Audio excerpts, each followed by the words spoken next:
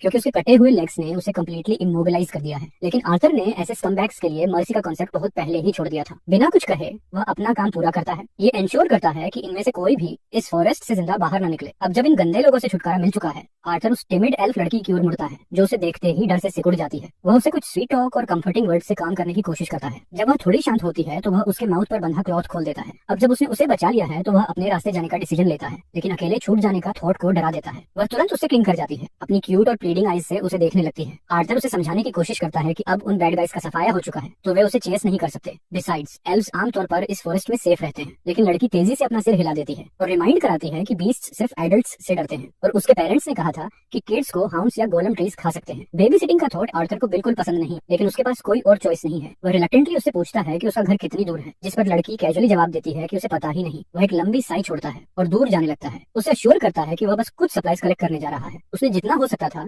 उतना सैल्वेज कर लिया, लेकिन उन्हें नहीं पता था कि यह जर्नी कितनी लॉन्ग होगी और उसे रिटर्न ट्रिप के बारे में भी सोचना था। उसे अफसोस होता है कि वे इस कैरेज का यूज नहीं कर सकते क्योंकि इससे वे आसानी से पहचान में आ जाते। आर्थर एल्फ कम्युनिटी तक पहुंचने को लेकर होपफुल था क्योंकि शायद उनके पास कुछ ऐसा हो जिससे वह वापस ह्यूमन किंगडम जा सके। सप्लाई हंट के दौरान उसे कैरेज में कुछ क्लोथ्स मिलते हैं जिन्हें वह छोटी एल्फ लड़की को देता है और कहता है कि यह क्लोथ पहन लो क्योंकि कोल्ड हो सकता है। लड़की उसकी काइंडनेस से खुश होती और वह प्यार से उसके हेड पर पैट कर देता है। अब वे अपने घरों की ओर बढ़ने के लिए रेडी होते हैं। रास्ते में आर्थर को लड़की के बारे में और जानकारी मिलती है। उसका नाम टेसिया एलिथ है और वह अपने फैमिली से सेपरेटेड होकर इस फॉरेस्ट में अकेली रह गई थी। वह आर्थर से पूछती है कि क्या वह ह्यूमन किंगडम से है। जब भी वह ह्यूमन किंगडम के बारे में सोचती है तो उसे सिर्फ वही रूमर्स याद आते हैं जो कहती हैं कि सारे मेल ह्यूमंस परवर्ट्स होते हैं और उनकी एक से ज्यादा वाइफ्स होती हैं। इस जर्नी में वे एक दूसरे को टीज और मजाक करते हुए टाइम पास करते हैं। नाइट सेटल होते ही उन्होंने जंगल में एक कैंप सेटअप किया। आर्थर बाहर वॉच रखने का डिसीजन लेता है और टेसिया को रेस्ट करने की एडवाइस देता है। जब टेसिया अंदर जाकर सो जाती है, आर्थर अकेला ब्राइट स्टार्स के नीचे बैठकर अपनी सिचुएशन पर रिफ्लेक्ट करने लगता है। वह सोचता है कि उसका मेन प्लान सिल्विया के दिए गए सीक्रेट को सोल्व करना था, लेकिन अब उससे पहले एल्फ गर्ल को उसके घर सेफली एस्कॉर्ट करना होगा। लेट नाइट टेसिया बाहर आकर आर्थर को भी रेस्ट लेने के लिए कहती है। हालांकि उसकी ग्रैंडमदर ने उसे बॉयज के साथ बेड शेयर करने से मना किया था,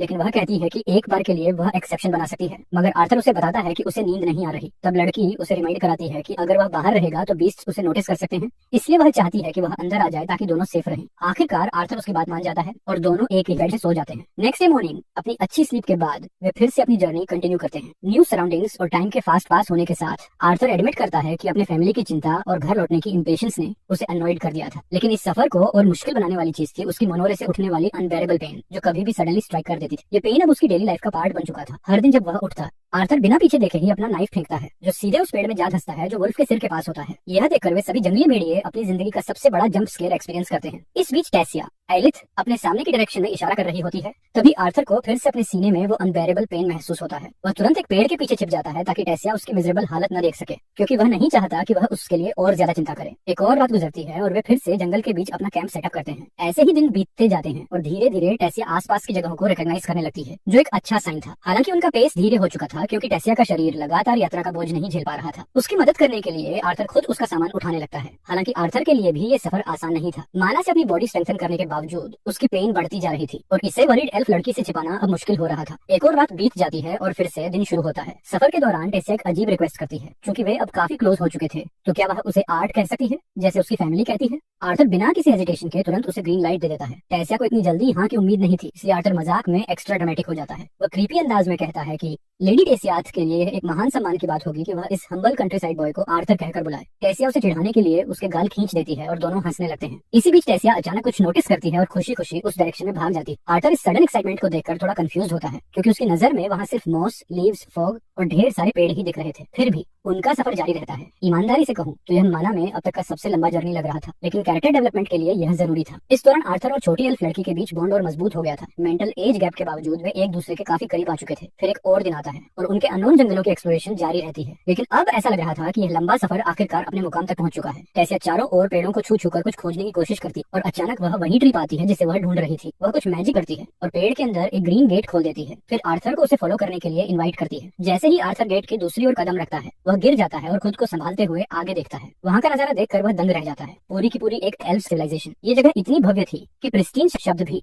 इसकी खूबसूरती के लिए कम लग रहा था। लेकिन जैसे ही वहाँ के स्थानीय एल्फ्स की नजर आर्थर पर पड़ती है, कुछ सोल्जर्स तुरंत उनके सामने प्रकट हो जाते हैं। हालांकि वे उसे पकड़ने नहीं आए थे, बल्कि वे पूरी रॉयल प्रोटोकॉल के साथ टेसिया को एस्कॉर्ट करने आए थे। यह देखकर आर्थर को इतना ज्यादा शौक लगता है कि उसे समझ ही नहीं आता कि उसे कैसे कैसे रिएक्ट करना चाहिए। उसके दिमाग में सवालों की बाढ़ आ जाती है, लेकिन टेसिया बस हल्का सा सिर हिलाकर कंफर्म कर देती है कि यह सब सच है। इसी दौरान एक नाइट रिपोर्ट करता है कि उन्होंने जैसे ही ओरल टेलीपोर्टेशन गेट का इस्तेमाल होते देखा, वे तुरंत यहाँ पहुंचे। वह यह भी मेंशन करता है कि राजा और रानी भी वापस आ चुके हैं। फिर सीन बदलता है और टेसिया के पैनिक्ड पेरेंट्स उसकी तरफ भागते हुए नजर आते हैं। महिला मेरियल आइलिथ एलेनोर की रानी होती और उनके पीछे खड़ा आदमी अल्द्विन आइलिथ एलेनोर का राजा। लेकिन तभी एक और बड़ा नाम सीन में एंट्री करता है, विरन आइलिथ।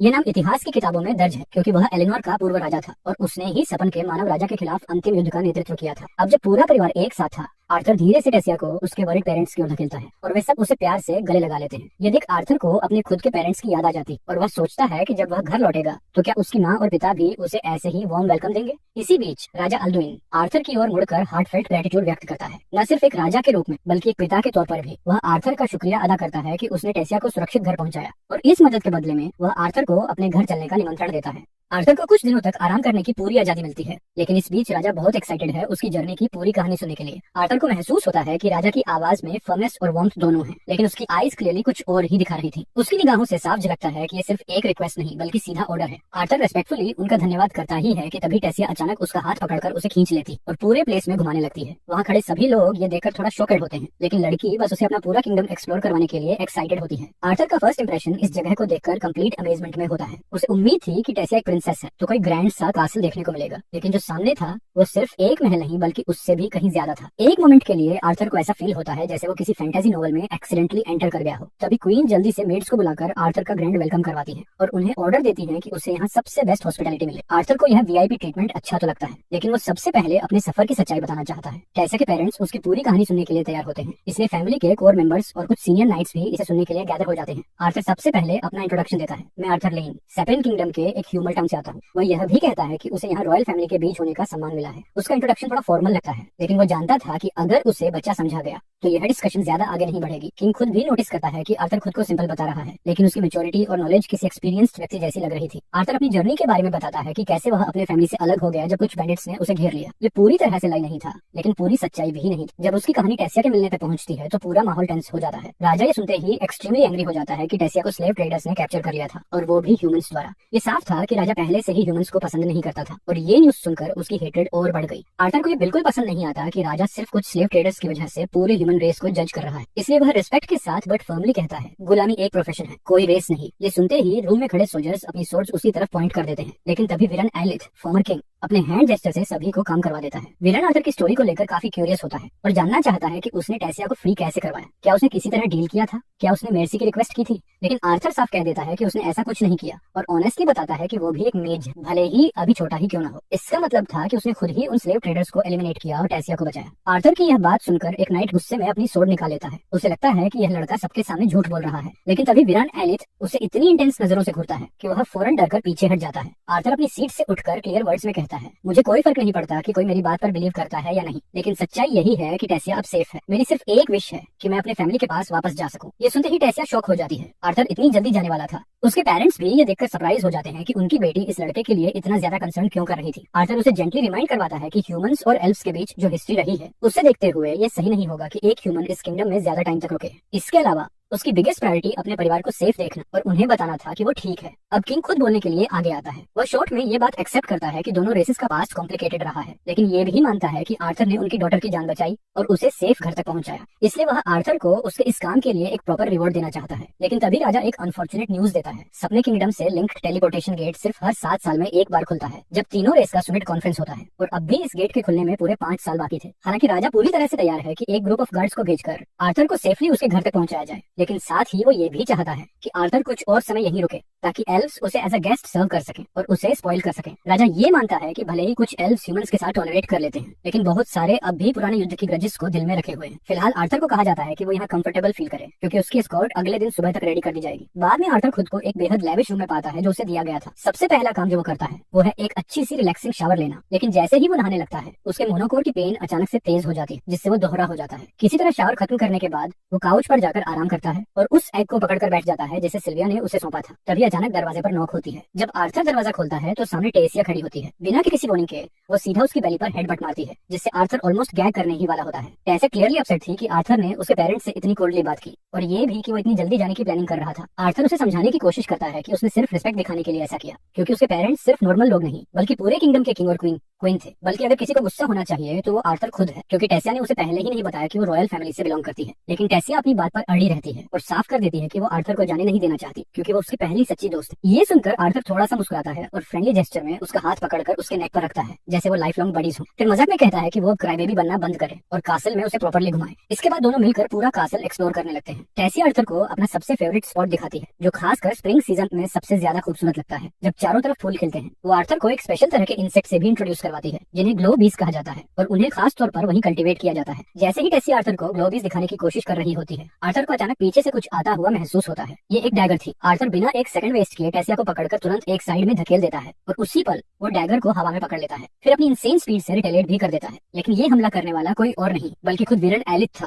टेसिया का ग्रैंडफादर। आर्थर इस बात से कंप्लीटली शॉक हो जाता है कि टेसिया का खुद का ग्रैंडफादर उस पर अटैक कर सकता है। लेकिन वो ओल्ड मैन कामली उसे अश्योर करता है कि आर्थर के हाथ में जो वेपन है वो सिर्फ एक टॉय था। जब आर्थर थोड़ा ध्यान से देखता है तो उसे रियलाइज होता है कि वो सच में ट्रिक हो गया था, जिससे उसे थोड़ी सी शर्मिंदगी महसूस होती। विरन दूसरी तरफ आर्थर की रिएक्शन स्पीड देखकर जेन्युइनली इंप्रेस्ड होता है। इतनी तेजी से डैगर पकड़ना और तुरंत इसका इस्तेमाल करना, ये चीज माइंड बॉगलिंग थी। हालांकि विरन ये भी नोट करता है कि आर्थर की माना यूसेज फिलहाल काफी मीडियोकर है, लेकिन अब उसे कोई डाउट नहीं कि आर्थर ने सच में उन स्लेव ट्रेडर्स को हराया था। आर्थर को समझ नहीं आता कि उसे इंसल्ट फील करनी चाहिए या कॉम्प्लीमेंट, इसलिए वो बस चुपचाप खड़ा रहता है। टेसिया भी बीच में आकर अपने ग्रैंडफादर को स्कोल्ड करती है और उन्हें स्ट्रिक्टली प्रोहिबिट कर देती है कि वो आर्थर को और टीज ना करे। लेकिन ऐसा लगता है कि ओल्ड मैन का टीज करने का कोई इरादा था ही नहीं, बल्कि वो आर्थर से जेन्युइनली इंटरेस्टेड था। उसे आर्थर जैसे किसी इंसान से मिले हुए बहुत साल हो चुके थे। फिर अचानक विरन एक वुडन सोर्ड आर्थर की तरफ फेंकता है, यह देखने के लिए कि ये लड़का असल में किस चीज का बना है। आर्थर बिना एक सेकंड सोचते ही सोर्ड को पकड़ता है और पूरी स्पीड से डायरेक्टली ओल्ड मैन पर स्लैश कर देता है। लेकिन जैसे ही उसकी सोर्ड स्ट्राइक करती है, उसे रियलाइज होता है कि ये सिर्फ एक मना इल्यूजन था। विरन आर्थर की गट्स देखकर इंप्रेस्ड होता है कि इतना छोटा लड़का भी पीछे हटने के बजाय लगातार फाइट करने की कोशिश कर रहा था। आर्थर दोबारा चार्ज करता है और एक बार फिर सोर्ड से हमला करता है, लेकिन इस बार भी वो सिर्फ एक डिकॉय पर हमला करता है। ये मोमेंटरी वल्नरेबिलिटी आर्थर को कंप्लीटली ओपन छोड़ देती और ओल्ड मैन इस मौके का फायदा उठाकर काउंटर अटैक कर देता है। आर्थर किसी तरह तुरंत पीछे हटकर खुद को बचा लेता है, लेकिन फिर भी उसे एक नास्टी एल्बो स्मैश झेलना पड़ता है। हालांकि ये चोट उसे रोकने के लिए काफी नहीं थी। बिना रुके आर्थर फिर से वुडन सोर्ड लेकर अटैक करता है। उसकी स्पीड इंप्रेसिव थी, लेकिन ये भी साफ था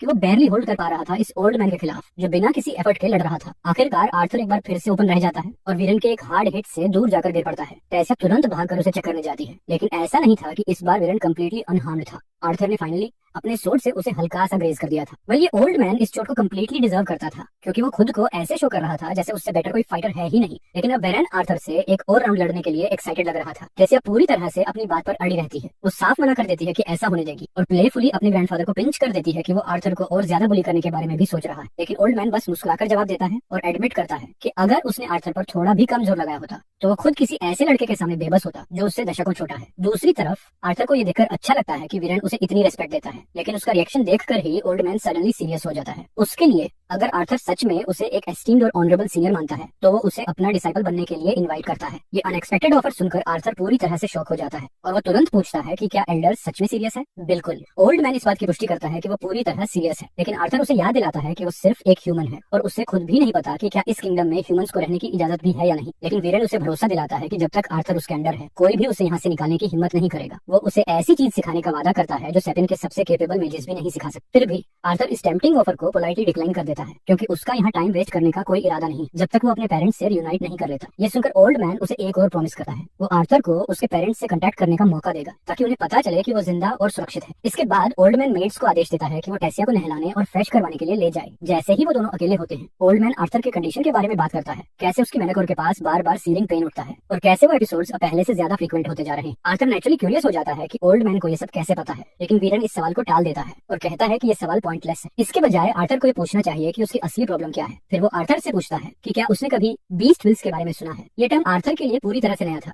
लेकिन जैसे ही वो इस पर सोचता है उसका माइंड तुरंत सिल्विया के उस मोमेंट पर चला जाता है जब उसने आर्थर के मने को स्ट्राइक किया था। ओल्ड मैन समझाता है कि कोई भी बीस्ट जो क्लास ए या उससे हायर कैटेगरी में आता है उसमें ये एबिलिटी होती है कि वो अपनी विल या इनहेरेंट एबिलिटी को किसी और को पास कर सके, चाहे वो उसकी ओन ऑफस्प्रिंग हो या कोई ऐसा इंसान जिससे वो बॉन्ड बनाना चाहता हो। वीरन आर्थर से ये नहीं पूछेगा कि उसे ये बीस्ट विल कैसे मिली, लेकिन वो उसे उसे वार्न करता है कि अभी के लिए ये पावर उसे फायदे से ज्यादा नुकसान पहुंचा रही है। आर्थर को ये जानकर हैरानी होती है कि ओल्ड मैन को इतनी सारी बातें कैसे पता है, और इसी वजह से आर्थर को लगने लगता है कि शायद वीरन के पास भी कोई बीस्ट विल है। वेल, ओल्ड मैन इस बात को डिनाई नहीं करता, बल्कि ओपनली एडमिट करता है कि वो एक प्रोफेशनल बीस्ट टेमर है, एक ऐसा टाइटल जो उसने खुद अपने अंदर मौजूद मॉन्स्ट्रस बीस्ट विल को कॉन्कर करके हासिल किया है। वो समझ सकता है कि आर्थर अपने माता पिता से मिलने के लिए कितनी ज्यादा बेताबी महसूस कर रहा है, लेकिन वो उसे साफ साफ वार्न करता है कि अब भी ऐसा करना बहुत बड़ा रिस्क होगा। आर्थर के अंदर मौजूद बीस्ट विल इतनी पावरफुल है कि उसका इमेच्योर बॉडी उसे संभाल नहीं सकता। अगर इसे जल्द ही कंट्रोल नहीं किया गया तो यही पावर उसे अंदर से पूरी तरह से तबाह कर देगी। आर्थर बेड पर लेटा रहता है, उसके फेस पर ग्लिसनिंग स्वेट दिखता है और उसके शरीर पर एक भारी सेंसेशन महसूस होती है। वो बार बार कॉन्शियसनेस और अनकॉन्शियसनेस के बीच झूल रहा होता है। उसे एक मॉन्स्टरस फिगर दिखता है जो उसकी चिंताओं और बर्डन्स का पर्सोनिफिकेशन लगता है। वो एक्सपेक्टेशंस जो दूसरों ने उस पर रखी है वो उसे नींद में भी हॉन्ट कर रही होती है। लेकिन इस पूरे वेट की असली वजह कोई एथिरियल क्रीचर नहीं बल्कि टेसिया थी। वो बिना सोचे समझे आर्थर के ऊपर बैठी होती, जिससे उसकी एग्जॉस्शन और भी ज्यादा बढ़ जाती। असल में टेसिया उसे उठाने के लिए आई थी क्योंकि वो इस नए एक्साइटिंग दिन को जल्दी से शुरू करना चाहती थी। लेकिन आर्थर अभी भी पूरी तरह से सो नहीं पाया था, इसलिए वो अपना शेडो मॉन्स्टर वापस बुलाकर खुद को कुछ और मिनटों के लिए सोने का मौका देता है। बाद में जब आर्थर तैयार हो रहा होता है, टेसिया उससे कंफर्म करना चाहती है कि उसके ग्रैंडपा ने जो कहा था वो सच है या नहीं।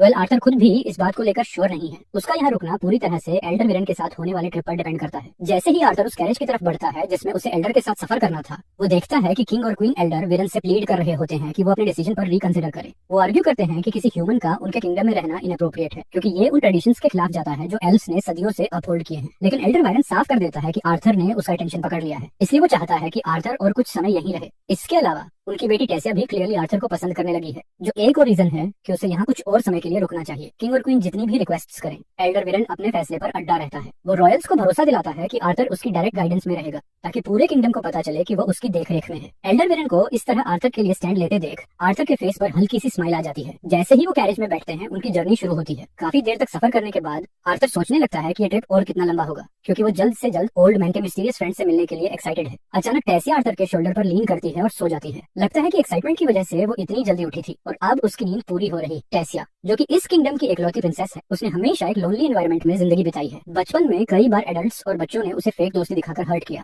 वक्त के साथ उसने खुद को दूसरों से दूर करना सीख लिया और अपने चारों तरफ एक दीवार बना ली ताकि कोई उसके करीब ना आ सके। लेकिन आर्थर के साथ बिताए थोड़े से समय में उसने जितना हंसी मजाक और खुशी दिखाई है वो पिछले कई सालों में भी नहीं दिखी। इस बात से ओल्ड मैन सच में खुश है और वो आर्थर का धन्यवाद करता है। कुछ देर के सफर के बाद कैरेज रुक जाती है और वो किसी सुनसान जगह पर बने एक अकेले खड़े घर के सामने पहुंचते हैं। अब आर्थर और भी ज्यादा क्यूरियस हो जाता है कि ये मिस्टीरियस फ्रेंड आखिर कौन है जिसके लिए फॉर्मर थॉर्नर किंग को इतनी दूर इस रूरल एरिया तक आना पड़ा। लेकिन ओल्ड मैन अचानक गुस्से में आ जाता है। वो पूरी ताकत से दरवाजे पर लात मारता है और अंदर मौजूद विच को बाहर आने के लिए चिल्लाने लगता है। कुछ ही देर में एक औरत बाहर आती, गुस्से और अनॉयंस से भरी हुई। वीरन की बदमाशी और बेहुदा हरकतों से परेशान होकर वो भड़क जाती है। फिर ओल्ड मैन आर्थर को इंट्रोड्यूस करता है। वो लिलिया डारन है, एक पुरानी दोस्त और एक बेहद खास डेविएंट। वायरन के अनुसार वो आर्थर की मदद कर सकती है। आर्थर भले ही छोटा हो लेकिन उसके मैनर्स बेमिसाल हैं। वो तुरंत सम्मान से सिर झुकाकर लिलिया का अभिवादन करता। लिलिया उन्हें अंदर बुलाती है और आर्थर इस पर विचार करता है कि एक डेविएंट होने के नाते लिलिया की मैजिक 4 बेसिक एलिमेंट्स में नहीं आती, कुछ कुछ उसकी माँ की एबिलिटीज की तरह। लेकिन फिर भी उसे समझ नहीं आता कि लिलिया उसकी मदद कैसे कर सकती है। आर्थर को कोई इम्पेशेंट ब्रेट नहीं देखना, लेकिन वो इस बात को लेकर काफी क्यूरियस होता है कि लिलिया उसे उसके पेरेंट्स तक पहुंचाने में कैसे मदद करेगी। आखिरकार लिलिया उसे समझाती है कि वो एक डिवरर है। इस तरह की मैजिक हर मेज के लिए अलग होती है, लेकिन वो इस कला में काफी केपेबल है। इसका मतलब है कि अगर वो चाहे तो कोई भी उससे कुछ छिपा नहीं सकता। उदाहरण के लिए उसे पहले से ही पता है कि आर्थर बहुत स्पेशल है, इतना स्पेशल कि उसकी जिंदगी के कुछ हिस्से तो वो खुद भी नहीं देख सकती। लेकिन उसे मालूम है कि आर्थर यहाँ उसकी क्लियरवाइट एबिलिटीज के लिए नहीं आया है, बल्कि इसीलिए आया है ताकि अपने माता पिता से संपर्क कर सके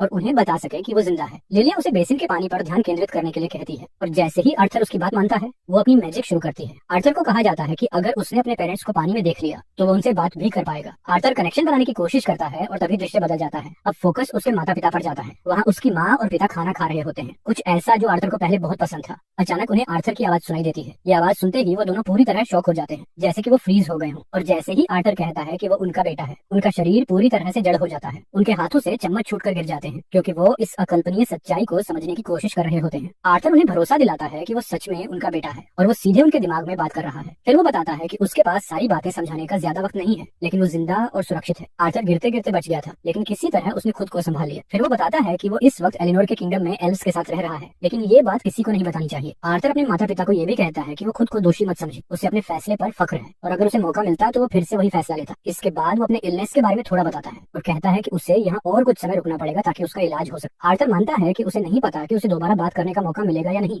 क्योंकि इस कनेक्शन को बनाने में केवल एक ही औरत मदद कर सकती। फिर आर्थर अपने पिता से अनुरोध करता है कि वो उसकी माँ और बेबी को सुरक्षित रखे। इस बीच वो अपनी ट्रेनिंग जारी रखेगा और अपने पिता को वार्न करता है कि जब वो वापस लौटेगा तो हो सकता है कि उनका गर्वीला बेटा उन्हें स्पारिंग मैच में हरा भी दे, और इसी के साथ ये सेरेब्रल स्काइप सेशन खत्म हो जाता है। आर्थर का पिता आंसू में फूट पड़ता है और उसकी माँ भी उसके साथ रोने लगती है। वो इस बात पर मुश्किल से यकीन कर पा रहे हैं कि आर्थर जिंदा है। अपने बेटे की आवाज सुनकर जो खुशी और एक्साइटमेंट उन्हें महसूस हो रही है वो इतनी ज्यादा है कि आर्थर के माता पिता एक दूसरे को खुशी से गले लगा लेते हैं। आंसू सिर्फ माता पिता के ही नहीं निकल रहे, आर्थर भी इस बातचीत से पूरी तरह ओवरवेल्म्ड है, लेकिन वो खुद को संभालता है और ओल्ड मैन को बताता है कि अब वो पूरी तरह से तैयार है जो भी आगे आने वाला है उसका सामना करने के लिए। लीले के पास उनकी छोटी सी विजिट के बाद ग्रोप वापस महल लौटता है, जहाँ किंग और क्वीन पहले से ही उनके स्वागत के लिए तैयार होते हैं। जैसे ही एल्डर विरन और टेसिया अंदर जाते हैं, आर्थर को खुद राजा रोक लेते हैं, लेकिन राजा उसे रोकते इसलिए नहीं है कि वो आर्थर को नापसंद करते हैं या उसे अंदर आने से रोकना चाहते हैं, बल्कि इसीलिए क्योंकि वो सुलह करना चाहते हैं। यहाँ तक कि रानी भी अपने पिछले व्यवहार के लिए अफसोस जताना चाहती है। आर्थर, जो हमेशा से एक क्षमाशील इंसान रहा है, खुशी खुशी इस दुश्मनी को खत्म करने के लिए तैयार होता है। वो तुरंत राजा से दोस्ती भरे हाथ मिलाता है। हालांकि टेसिया को ये तरीका थोड़ा अजीब लगता है। उसके हिसाब से अगर राजा और रानी सच में बचता रहे तो उन्हें कम से कम आर्थर को शहर घुमाने की इजाजत देनी चाहिए, कुछ ऐसा जिसका उसे बहुत इंतजार था। अब जब राजा और रानी के पास उन्हें रोकने की कोई ठोस वजह नहीं होती तो आर्थर और टेसिया शहर घूमने निकल जाते हैं। टेसिया आर्थर को एलेनोर की हर खास चीज दिखाने के लिए बहुत एक्साइटेड होती है, लेकिन इसी दौरान आर्थर गलती से एक एल्फ से टकरा जाता है, या यूं कहें कि वो एल्फ जानबूझकर उससे टकराता है। वो क्लियरली आर्थर को नीचा दिखाने और पूरी ह्यूमन रेस का मजाक उड़ाने के लिए कोई मौका तलाश रहा था। वो आर्थर की तरफ उंगली उठाकर बोलता है कि चाहे एल्डर विरन ने उसे पसंद किया हो, लेकिन वो इस जगह का हिस्सा कभी नहीं बन सकता। आर्थर को एक घमंडी लड़का देखकर गुस्सा आता है, लेकिन टेसिया तुरंत सामने आकर उसे जवाब देने लगती है। वो एल्फ खुद को फिथ इफ्सार बताता है और टेसिया से अकड़ कर पूछता है कि वो आर्थर जैसे साधारण इंसान के साथ कैसे रह सकती है। फिथ, जो खुद को एक महान योद्धा समझता है, टेसिया को ये सुरक्षा देने की पेशकश करता है, लेकिन आर्थर मजाकिया अंदाज में उसकी बातों को उलट देता है, जिससे फिथ बुरी तरह चिढ़ जाता है। आर्थर के चंद तानों से ही फिथ का खून खौल उठता है। अपने नाइटहुड का मजाक उड़ता देख फिथ गुस्से में आकर आर्थर को एक ड्यूल युद्ध के लिए चुनौती दे देता है। आर्थर, जो पहले से ही इस बंदे को स्टूपिड समझता था,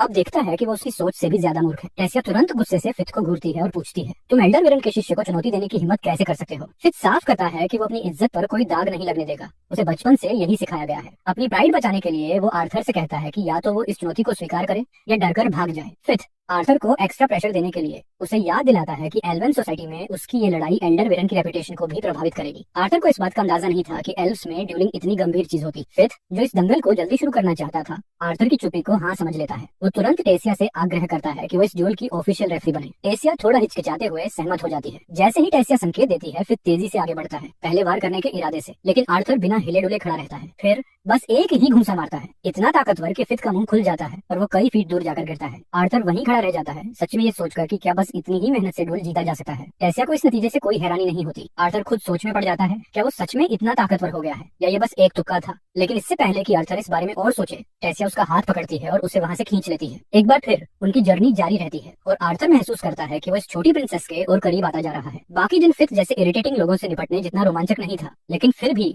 ये आर्थर के लिए एक अच्छा ब्रेक था। रात होते होते जब आर्थर और टेसिया साथ बैठते हैं, टेसिया उससे पूछती है कि क्या वो आने वाली कड़ी ट्रेनिंग को लेकर नर्वस महसूस कर रहा है। आर्थर को भी अगले दिन की जिम्मेदारी का दबाव महसूस होने लगता है। वो एल्डर विरन की बातों को याद करता है। डबल एस्ट, आर्थर को एल्डर विरन की चेतावनी भरी बातें बिल्कुल साफ साफ याद थी। विरन ने उसे क्लियरली बताया था कि ये ट्रेनिंग आसान नहीं होगी। असल में आर्थर को खुद को तैयार करना होगा आने वाली मुश्किलों के लिए। मैनेक और असिमिलेशन प्रोसेस का दर्द असहनीय होगा। अगर इसे समझने के लिए कोई एग्जाम्पल चाहिए तो ये कुछ वैसा ही होगा जैसे उबलते हुए टार में पूरा शरीर डुबो देना। आर्थर इस अनजान भूमि में फंस जाएगा, अपने परिवार की कंफर्ट से बहुत दूर। रोजमर्रा की छोटी छोटी चीजें भी मुश्किल लगेंगी, लेकिन विरन ने वादा किया था अगर आर्थर इन ट्रायल्स को सहन कर लेता है तो जो इनाम उसका इंतजार कर रहा होगा वो अविश्वसनीय होगा। आर्थर का संकल्प, आर्थर अपनी सोच से बाहर आता है और टेसिया की तरफ डिटरमिन्ड स्माइल के साथ देखता है। वो उसे बताता है कि वो नर्वस नहीं बल्कि एक्साइटेड है। वो बहुत लंबा सफर तय करके यहाँ तक पहुंचा है। ट्रेनिंग, अपने माता पिता से दोबारा मिलना और खुद को और मजबूत बनाना, ये सब कुछ वो आगे देखने के लिए उत्सुक है। वो इंतजार नहीं कर सकता कि उसका भविष्य क्या लेकर आएगा। सीजन का अंत और नए अध्याय की शुरुआत यहीं पहले सीजन की कहानी खत्म होती है और आर्थर पूरी तैयारी के साथ आने वाली चुनौतियों का सामना करने को तैयार होता है। साल बीतते हैं मानो पलक झपकते ही। अब हम देखते हैं कि टेसिया और ज्यादा मैच्योर हो चुकी है। वो यहाँ आर्थर को जगाने आई है, जो खुद भी पहले से काफी बड़ा और ताकतवर लग रहा है। ऐसा लगता है कि उनका रिश्ता भी पहले से काफी बदल चुका है। जैसे ही वे एक दूसरे से मजाक मस्ती कर रहे होते हैं, ओल्ड मैन बीच में आकर टोकता है और उन्हें उनकी अगली लेसन्स के लिए तैयार होने को कहता है। मैजिक सिस्टम की ब्रीफ एक्सप्लेनेशन एक्शन शुरू करने से पहले एक छोटा सा एल ड्रॉप। 4 बेसिक एलिमेंट्स होते हैं, अर्थ, फायर, वाटर और विंड, लेकिन इससे ऊपर हायर फॉर्म्स भी होते हैं, आइस, ग्रेविटी, लाइटनिंग और साउंड। हायर एलिमेंट्स सिर्फ उन्हीं मेजेस द्वारा कंट्रोल किए जा सकते हैं जिन्होंने अपने फाउंडेशनल एलिमेंट्स में मास्टरी हासिल कर ली हो। इन्हें डेविएंट्स कहा जाता है। ड्वार्फ सिर्फ अर्थ और फायर को कंट्रोल कर सकते हैं, लेकिन उनमें इन एलिमेंट्स के लिए बहुत ज्यादा एफिनिटी होती। उनकी खासियत होती है धातु, मेटल को मोल्ड और बेंड करने की क्षमता। सबसे स्किल्ड ड्वार्फ्स फायर और अर्थ को इतनी अच्छी तरह कंट्रोल कर सकते हैं कि वो मैग्मा तक समन कर लेते हैं। एल्व्स को वाटर, विंड और अर्थ पर ह्यूमन से ज्यादा कंट्रोल होता है। कभी कभी रेयर केसेस में एल्व्स ऐसे डिवेंट मेज भी पैदा कर सकते हैं सकते हैं जो पौधों प्लांट्स को कंट्रोल कर सकते, लेकिन elves higher forms water, wind, earth को कंट्रोल नहीं कर सकते। ह्यूमंस सबसे ज्यादा वर्सेटाइल होते हैं। ह्यूमंस किसी भी 4 बेसिक एलिमेंट्स को कंट्रोल कर सकते हैं और यही एकमात्र रेस है जो किसी भी एलिमेंट में डिविएंस पैदा कर सकती है। ह्यूमंस में एमिटर्स और हीलर्स जैसे रेयर एनोमलीज भी होते हैं जिन्हें किसी एक एलिमेंट में बांधा नहीं जा सकता। तीनों रेसेस के बीच एक डेलिकेट पावर बैलेंस है, उनकी पॉपुलेशन, मैजिक एफिनिटी और मेज डाइवर्सिटी को ध्यान में रखते हुए। टेसिया की ट्रेनिंग और आर्थर की मनोदशा। आर्थर ये सारी बातें सुनकर अपने मास्टर से पूछता है कि क्या ये एक्सप्लेनेशन सही है। वीरन थोड़ा सोचकर इसे अप्रूव कर देता है, लेकिन टेसिया को कुछ कहना होता है। वो समझती है कि आर्थर की असिमिलेशन प्रोसेस उसे उसकी बीस्ट विल के लिए तैयार कर रही है, लेकिन उसे लगता है कि अगर आर्थर को सही में मजबूत बनना है तो उसे उसी तरह से फिजिकल ट्रेनिंग भी करनी चाहिए जैसे वो करती है, मैजिक का इस्तेमाल करते हुए। आर्थर इस बात को समझता है। बीते 3 सालों में उसे रेसेस के बीच के फर्क को और गहराई से महसूस हुआ है। ह्यूमंस को टैलेंटेड माना जाता है अगर वे अपनी मैजिक लेट प्रीटीन्स में अवेकन कर लेते हैं, लेकिन एल्व्स के लिए 10 साल की उम्र में अवेकन होना नॉर्मल बात है। टेसिया तो और भी जल्दी, सिर्फ 9 साल की उम्र में अवेकन हो गई। तब से उसने मैजिक की ट्रेनिंग शुरू कर दी थी, एक ट्यूटर से सीख रही थी और अपने ग्रैंडफादर से कॉम्बैट ट्रेनिंग भी ले रही थी। ओल्ड मैन मजाक में टेसिया से पूछता है कि कहीं वो इसलिए नाराज तो नहीं कि ट्रेनिंग के दौरान सिर्फ उसी की पिटाई हो रही है। टेसिया जल्दी से इस बात को स्वीकार कर लेती है। जितनी कठिन ये ट्रेनिंग लगती है, आर्थर जानता है कि टेसिया भविष्य में एक बेहद खतरनाक योद्धा बनने वाली है। आर्थर की असली ताकत अब ओल्ड मैन टेसिया के लिए एक चीज क्लियर करता है। वो समझाता है कि आर्थर पिछले 3 सालों से अपनी हड्डियों, मांसपेशियों और अंगों को माना के साथ फ्यूज कर रहा है। टेसिया की तरह शारीरिक ट्रेनिंग न करने के बावजूद जब ये प्रोसेस पूरी होगी तो आर्थर का शरीर एक वेटनर वॉरियर से भी ज्यादा मजबूत और ताकतवर होगा। अब आर्थर की तरफ मुड़ते हुए ओल्ड मैन देखता है कि 3 सालों की माना फ्यूजन भी उसकी पूरी एनर्जी ड्रेन नहीं कर पाई, तो अब वो आर्थर की मदद करने की ठान लेता है। आज के बाद आर्थर सच में एक ट्रू बीस्ट टेमर बनने वाला है। वो उन एडवेंचरर्स की तरह नहीं होगा जो अपनी बीस्ट विल्स को सिर्फ एक टूल की तरह इस्तेमाल करते हैं। वीरन के पास आर्थर के लिए एक बड़ा प्लान है। वो उसकी माना कोर को इग्नाइट करने वाला है। ओल्ड मैन अपनी बहुत सारी माना आर्थर के शरीर में डालता है और उसे रिएश्योर करता है कि शायद थोड़ा गर्म महसूस होगा, लेकिन ज्यादा बुरा नहीं लगेगा। जैसे ही प्रोसेस शुरू होती है, आर्थर को तुरंत ही समझ आ जाता है कि ये सिर्फ गर्म नहीं बल्कि सीधा नर्क जैसा दर्दनाक है। जलता हुआ दर्द उसकी नसों में दौड़ता है और उसके सीने से निकलने वाली रोशनी इतनी तेज हो जाती है कि लगभग अंधा कर देने वाली लगती है। फिर अचानक एक जबरदस्त एनर्जी वेव पूरे हॉल में फैलती है और ओल्ड मैन और टेसिया दोनों को उड़ाकर दूर फेंक देती है। आर्थर का नया रहस्य जब प्रक्रिया खत्म होती है, टेसिया और ओल्ड मैन घबराते हुए आर्थर के पास भागते हैं। संभवतः आर्थर ठीक लगता है, वो बस थोड़ा भ्रमित और अस्थिर है, लेकिन इतनी भयानक शक्ति देखने के बाद पुराने आदमी की रुचि चरम पर पहुंच जाता है। आखिरकार वो आर्थर से उस बीस्ट विल की असली सच्चाई के बारे में पूछता है। आर्थर ईमानदारी से जवाब देता है कि ये उसे एक फीमेल ड्रैगन ने दिया था। ड्रैगन ये सुनते ही ओल्ड मैन पर जैसे बिजली गिरती है। वो एक्साइटमेंट और डिसबिलीफ से पागल हो जाता है। उसे एहसास होता है कि वो इतने समय से एक असली ड्रैगन टेमर को ट्रेन कर रहा था। थोड़ी देर बाद आर्थर बेड पर अपनी आंखें खोलता है। ओल्ड मैन राहत की सांस लेता है कि कुछ भी गंभीर नहीं हो। इस बीच आर्थर पूछता है कि क्या उसकी एबिलिटीज को एक सीक्रेट रखा जाएगा। ओल्ड मैन वादा करता है कि हाँ, लेकिन फिर अचानक एक बम गिरा देता है। आर्थर को सिर्फ 4 महीने बाद यहाँ से जाना होगा। ये सुनते ही आर्थर के पैरों तले जमीन खिसक जाती है। उसे तो लगा था कि वो यहाँ कम से कम 2 साल और रहेगा। ओल्ड मैन समझाता है कि 3 किंगडम्स के युवाओं के लिए एक इंटर किंगडम टूर्नामेंट आखिरकार कंफर्म हो चुका है। जायरा सिटी के पोर्टल को खोल दिया जाएगा जिससे एलेनोर और डार के बीच ट्रैवल संभव होगा। यही कारण है कि टेसिया यहाँ नहीं है। अगर उसे आर्थर के जाने के बारे में पता चलता तो वो पूरी तरह पागल हो जाती। आर्थर को अपने परिवार से मिलने की खुशी तो है, लेकिन उसे लगता है 4 महीने बहुत कम है। ओल्ड मैन मुस्कुराकर उसे रिएश्योर करता है कि ये 4 महीने इतने मुश्किल होंगे कि वो खुद चाहेगा कि जल्दी बीत जाएं। अब जब उसकी एसिमिलेशन पूरी हो चुकी है, उसकी ट्रेनिंग और भी कठिन होने वाली। ओल्ड मैन चला जाता है और उसी समय आर्थर की नजर अपने एग पर पड़ती है। अजीब तरह से एग काउच से गिर चुका है और उस पर क्रैक्स दिखाई दे रहे हैं जैसे वो हैच होने वाला हो। कुछ ही देर में एग टूट जाता है और उसमें से एक नन्हा सा ड्रैगन बाहर आता है। सबसे पहले वो एक जोरदार जम्हाई लेता है और फिर तुरंत गिर जाता है। आर्थर पूरी तरह कंफ्यूज रह जाता है कि आखिर हुआ क्या। आर्थर छोटे से प्यारे ड्रैगन को ध्यान से देखता है। स्पष्ट है कि वो आर्थर को पसंद करता है और उतना ही स्पष्ट है कि आर्थर भी उसे नजरअंदाज नहीं कर सकता। वो बहुत ज्यादा क्यूट है, लेकिन मैंने जल्दी ही बोल दिया। अचानक ड्रैगन उसे काट लेता है। आर्थर तकलीफ से चिल्ला उठता है, लेकिन ड्रैगन तुरंत ही उसे छोड़ देता है क्योंकि उसे आर्थर की पसीने से भरी सॉल्टी स्किन का स्वाद बिल्कुल पसंद नहीं आता। काटने से आर्थर की बांह पर एक बर्न मार्क बन जाता है। फिर छोटा सा ड्रैगन खुश होकर आर्थर को मामा बुलाता है। आर्थर पूरी तरह शॉक्ड रह जाता है। मुझसे कौन बात कर रहा है? फिर उसे एहसास होता है ड्रैगन सचमुच उसके दिमाग में बात कर रहा है। आर्थर उसे करेक्ट करता है, मैं लड़का हूँ, कम से कम मुझे पापा बुलाओ। और फिर वो उसका नाम सिल्वी रखता है, उसकी माँ के नाम। आर्थर सिल्वी के साथ रिलैक्स कर रहा होता है जब अचानक वो आधी रात को जाग जाता है। वो देखता है कि टेसिया ने सिल्वी को इतनी जोर से पकड़ रखा है कि बेचारा ड्रैगन चीख चीख कर मदद मांग रहा है। लगता है टेसिया को सिल्वी से कुछ ज्यादा ही लगाव हो गया है। अगली सुबह आर्थर हॉल में चलता हुआ जाता है और देखता है कि टेसिया अब भी पूरी तरह सिल्वी को लेकर पागल हो रही है, लेकिन स्पष्ट रूप से सिल्वी उसके लिए वही अफेक्शन नहीं रखती। वे ओल्ड मैन से मिलते हैं। टेसिया एक्साइटेडली उसे बताती है कि आर्थर के पास एक नया पेट है। एल्डर बैरन सिल्वी की तरफ एक क्यूरियस नजर डालता है और पूरी तरह हक्का बक्का रह जाता है। अब तो वो यकीन कर चुका है कि आर्थर उसे इतनी शुक्स देकर किसी दिन मार ही डालेगा। आखिर में आर्थर उसे पूरी कहानी बताता है कि सिल्वी कहाँ से आई और क्या हुआ। वीरन बताता है कि सिल्वी जैसे प्राणी आमतौर पर तभी हैच होते हैं जब उनके अपने जैसे आसपास होते हैं। जब आर्थर सोचता है कि फिर वो उसके सामने ही क्यों हैच हुई, एक ही एक्सप्लेनेशन मिलती है, उसने पिछले दिन सिल्विया की विल को पूरी तरह एक्टिवेट कर दिया था। छोटे ड्रैगन को छुपाने की जरूरत। आर्थर ओल्डमैन से पूछता है कि क्या सच में सिल्वी को छुपाना जरूरी है। उसके हिसाब से ज्यादातर लोगों को अंदाजा भी नहीं होगा कि सिल्वी इतनी पावरफुल है। ओल्डमैन उसकी बात मानता है, लेकिन उसे याद दिलाता है कि वो अभी दूसरी चीजों पर ध्यान दे। उसका मैनाकोर को मजबूत करने का प्रोग्रेस एसिमिलेशन के दौरान रुक गया था, लेकिन अब जब वो पूरी तरह जाग चुका है, उसे अपने कोर और ड्रैगन विल दोनों को ट्रेन करना होगा। आर्थर अगले स्टेप के बारे में पूछता है और ओल्डमैन जवाब देता है, बीस्ट विल की पहली स्टेज एक्सेस करने का सबसे अच्छा तरीका है अपनी मेना को और मजबूत करना और लगातार कॉम्बैट में लगे रहना। बीस्ट टेमर्स की असली शक्ति आर्थर एक्शन के लिए तैयार होता है, लेकिन ओल्डमैन एक और बात जोड़ता है, अगर तुम किसी ऐसे बीस्ट टेमर से लड़ो जो स्टेजेस को यूज कर सकता है, तो तुम्हारी ग्रोथ और भी तेज होगी। तभी ओल्डमैन खुद अपने बीस्ट को समन करता है। उसका बीस्ट तेजी से उसके चारों ओर लिपट जाता है और उसका पूरा रूप बदल जाता है। बीस्ट टेमर्स क्या होते हैं? एक बीस्ट टेमर असल में वो मेज होता है जो माना बीस्ट से इनहेरिटेड एबिलिटीज को इस्तेमाल कर सकता है। पहली स्टेज अक्वायर फेज, इसमें टामर अपने बीस्ट की इनहेरेंट स्ट्रेंथ को बोरो कर सकता है। दूसरी स्टेज इंटीग्रेट फेज, इसमें मेज अपने बीस्ट की असली शक्तियां और कैरेक्टरिस्टिक्स पूरी तरह यूज कर सकता है। एल्डर वेरन ने इस स्टेज को अनलॉक करने में दशकों लगा दिए। अब ट्रांसफॉर्मेशन के बाद वो एक घातक शैडो पैंथर की शक्तियों को वील्ड कर सकता है। शैडो पैंथर की ताकत अब ओल्डमैन आर्थर को चेतावनी देता है, जरा ध्यान देना, जब मैं तुम्हारे पीछे स्नीक करता हूँ। आर्थर थोड़ा अनईजी महसूस करता है, क्योंकि ओल्डमैन का मतलब था कि वो इतनी चुपचाप स्नीक कर सकता है कि आर्थर कुछ भी महसूस नहीं कर पाएगा। और फिर एक सेकंड में ही ओल्डमैन गायब हो जाता है। आर्थर तेजी से घूमता है, लेकिन उसके पीछे कोई नहीं। फिर अचानक एक हल्का सा टैप उसके कंधे पर महसूस होता है। आर्थर तुरंत घूमता है, लेकिन कोई नहीं दिखता। इससे पहले कि वो रिएक्ट कर सके, ओल्डमैन फिर से उसके पीछे आ जाता है और उसे पूरी तरह चौंका देता है। आर्थर आखिरकार सरेंडर कर देता है, क्योंकि ओल्डमैन की स्पीड इतनी जबरदस्त थी कि वो उसके साथ मैच ही नहीं कर पा रहा था। बीस्ट विल के इंटीग्रेट फेज की सबसे बड़ी कमजोरी, ओल्डमैन बताता है कि ये ट्रांसफॉर्मेशन उसकी बॉडी पर भारी असर डालता है। आर्थर अब भी विरन की स्पीड से स्टंड था, लेकिन सबसे ज्यादा डरावनी बात थी कि वो उसकी प्रेजेंस तक महसूस नहीं कर पा रहा था। शैडो पैंथर्स में एक अनोखी एबिलिटी होती है, वो इंस्टेंटली हवा और आवाज को मैनिपुलेट कर सकते हैं, जिससे वो पूरी तरह अनडिटेक्टेबल बन जाते हैं। अब ओल्डमैन अपनी तलवार निकालता है। अब असली ट्रेनिंग शुरू होने वाली है। आर्थर की कड़ी ट्रेनिंग दिन तेजी से बीतने लगते हैं। आर्थर पूरी तरह अपनी ट्रेनिंग में डूब जाता है। एल्डर विरन की गाइडेंस और खुद की मेहनत से आर्थर बीस्ट विल की पहली स्टेज को अनलॉक कर लेता है। सिर्फ इतना ही नहीं, वायरन आर्थर को ये भी सिखाता है कि अपनी बीस्ट विल की प्रेजेंस को दूसरे मेजेस से कैसे छुपाया जाए। जब आर्थर अपने मेनाकोर को मजबूत करने या ड्रैगन विल को और गहराई से समझने में नहीं लगा होता,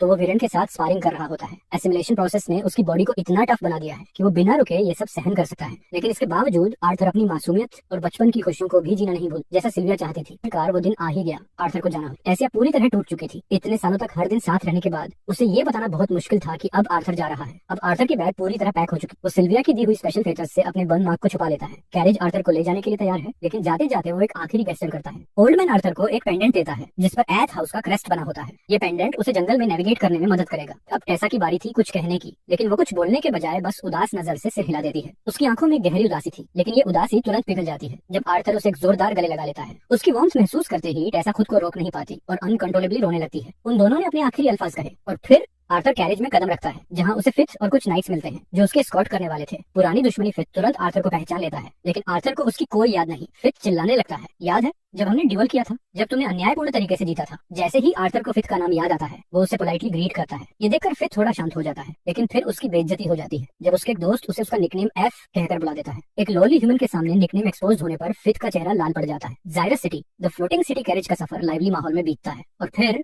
पोर्टल के पार जाते ही वे जायरस सिटी में पहुंच जाते हैं।